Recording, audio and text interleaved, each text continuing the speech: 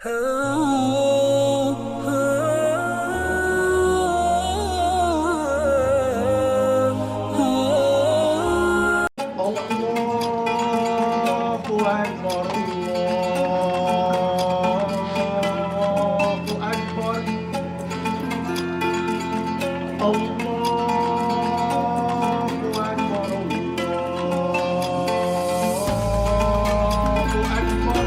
time for afternoon prayers, and the Muslim inmates in this California state prison are doing what was once forbidden, having an Islamic worship service. People couldn't gather in groups to teach and to practice their religion. Of the 3,832 inmates at Solano Prison, the chaplain estimates about 5% are practicing Muslims.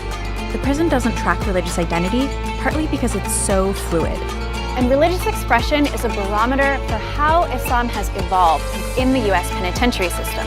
Hey guys, I'm Shreen, and today we've traveled to Solano Prison in Vacaville, California to explore how the world's fastest growing religion has had to fight to find a home in prison.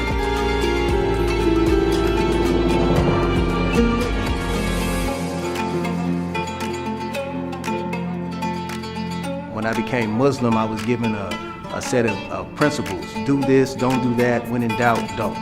That's Jesse Burleson, who people here know as Hassani. He's been in prison for 31 years.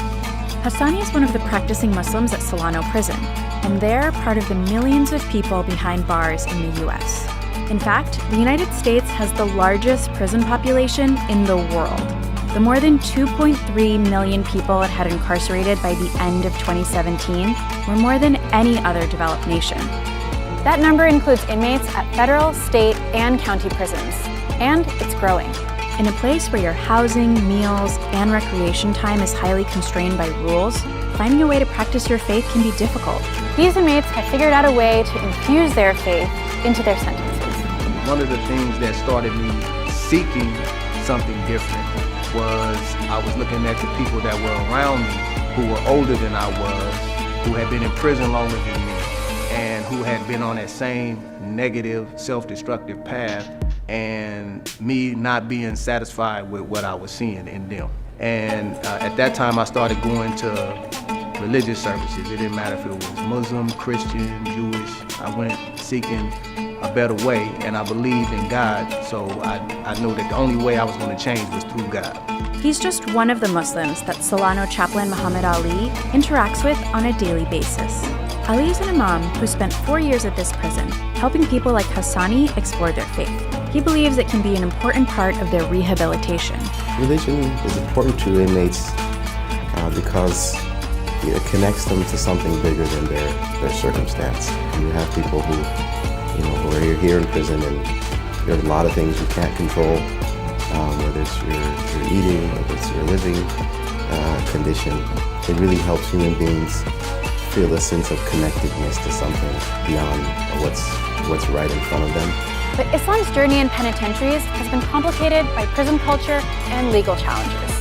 Though nationally, Muslims make up 1% of the U.S. population, that number is expected to double by 2050. Some of that growth specifically comes from inmates converting to Islam behind bars. Islam's known for having a particularly strong presence in prisons. In fact, more people convert to Islam per capita than any other religion. Nationwide, Muslims make up 10 to 15% of prisoners. Ali even said he has 1 to 2 inmates convert to Islam monthly, though that's not his goal. What makes those statistics resonate more is knowing how difficult it was to get Islam accepted as a recognized religion within some prisons. The prison administration, through their custody officers, wouldn't allow groups of Muslims to congregate over 3. And when they did, they would break them up. That's Abdul Rauf Nasir, and he spent 30 years using his Islamic faith to help inmates in correctional institutions. He considered it social justice work and an active part of his faith. Back when he started in the 1970s, he says the prison system was full of subtle discrimination against Muslims. Some Muslim inmates at this prison sued in 1996 for greater access to religious services. Their demands included hiring a full-time Muslim chaplain and the ability to attend Friday prayers without penalties like demerits for leaving work. Eventually, they did receive a full-time imam and their other demands. Prison officials dispute this account. They say Muslim inmates were never denied access to their religion, and instead the constraints were reflective of staffing and organizational issues that were resolved. Nationwide, the legal pushes continue today. A 2013 report says that Muslims submitted the most religious discrimination complaints out of any other religious group in prison. Islam and Muslim organizations in prison, for the most part, seem to be powerful because they've been there a long time. They have challenged the status quo of the prison system itself, legally and physically. That quality of questioning power is easily identifiable with one of the religion's most notable converts. Malcolm X, his narrative is prominent, and so that attracts people toward Islam. And then the reformative value that they find in that, the hope that it gives, that I can survive in prison. Malcolm survived in prison. Malcolm X's legacy still resonates today, more than 50 years after his death. While serving a prison sentence, then named Malcolm Little converted to the Nation of Islam in 1952. He found mainstream Islam years later and felt it was much more racially inclusive than the nation. But as Muslims, we will be Muslims. I will try and teach the religion of Islam among the so-called Negroes and make them Muslims. Aside from spiritual guidance and the ability to change your life around, another reason Nasir says some incarcerated people are drawn to the faith is for another reason entirely: how prisons are organized. A central organizing principle in prison is containing the threat of violence. Inmates are housed and classified according to the risk of violence they pose.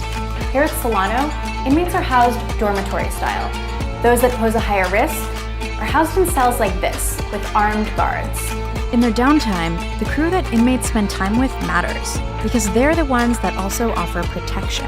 So what does any of this have to do with practicing Islam in prison?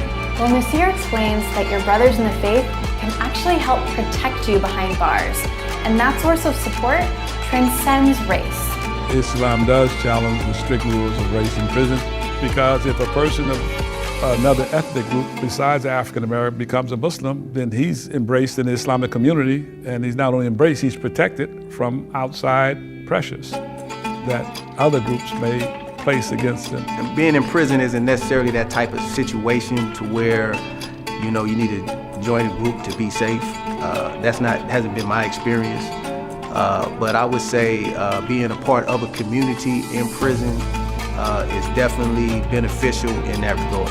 What he's really describing is support. And the support that incarcerated Muslims require is different than their free brethren. In fact, there are several things about prison that change how Islam is practiced. There's no Quran app, no call to prayer from your cell phone. And being Muslim here is about survival in a completely different way than it is outside. It does afford some opportunity for inmates to think about their rehabilitation, think about meaning in life, think about who they want to be as a person while here or when leaving here. Just because religion might help some people survive prison doesn't mean they'll continue the practice after release. Nasir's seen people let go of the faith when they get out, but Hassani, who's just days from release, has his sights set on making Islam's most important journey for Muslims, the pilgrimage called Hajj. So I think for me that making the Hajj as one of my goals, primary goals, if I keep that as a primary goal, that I will be successful and not only stand on the path, but doing everything that I need to do in order to get off the road and save some money and make the Hajj.